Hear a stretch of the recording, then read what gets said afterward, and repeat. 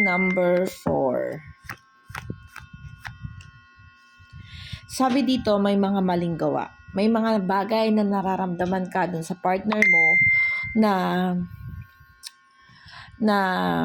may mga kaguluhan or sabihin na natin na maling aksyon, no? Nakikita mong may something wrong sa kanya, may pagdududa, may nakikita kang maling gawa para sa kanya.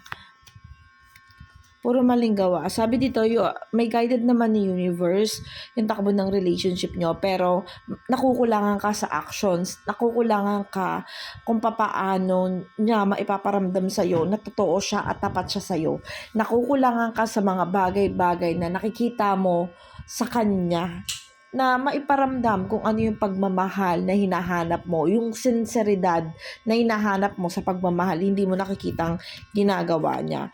Sabi dito sa cards, patuloy mo daw inilalaban kahit na nag-aalangan ka na totoo o may totoo o talagang may pagmamahal para sa kanya or kung magiging successful ka, no? Sabi dito, ginrab mo naman daw yung opportunity, kaya lang nasasaktan ka na, nahihirapan ka na anxiety ka na, pinanghihinaan ka na ng loob na maramdaman na successful yung kalalabasan nung relationship nyo. This card showing in judgment, sabi dito, no? Ibig sabihin, may mga pangyayari dun sa relationship nyo na nahuhusgahan na or marami ng kaguluhan na pumapasok sa isip mo. Sabi dito sa cards, hindi ka masisisi kung bakit ka mag-iisip ng hindi maganda dun sa partner mo. May mga pangyayari kasi na nangyari sa inyo na hindi mo kayang bigyan ng kaliwanagan, no?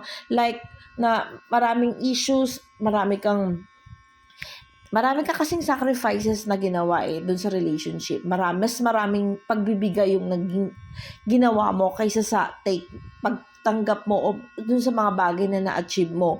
Feeling mo kasi hindi natumbasan yung mga sacrifices or yung mga ginawa mo sa relationship ng partner mo, no?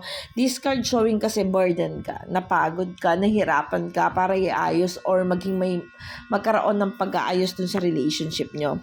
And the end nito, nakikita mong hindi ito yung kabuuan, hindi ito yung relationship na hinahangad mo, hindi ito yung pinapangarap mo. The world kasi nakabaligtad, hindi sumasang-ayon sa'yo yung tadhana.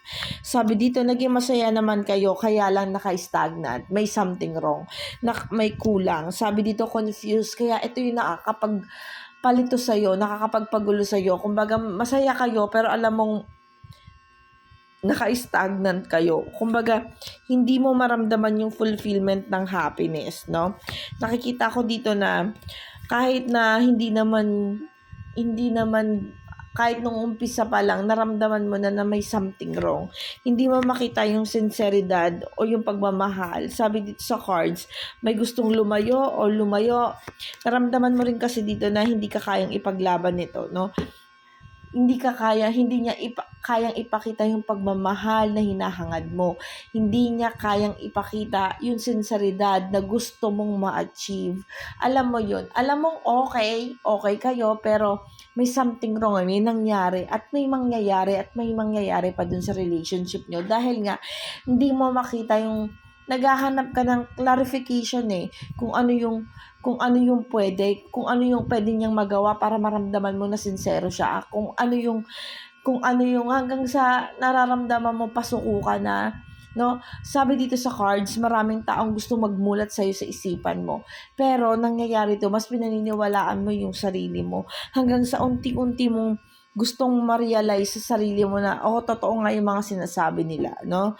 This card showing kasi, nagbibigay ka palagi. Nag-new beginning kayo. Ginagrab mo kasing opportunity maging maayos kayo, no?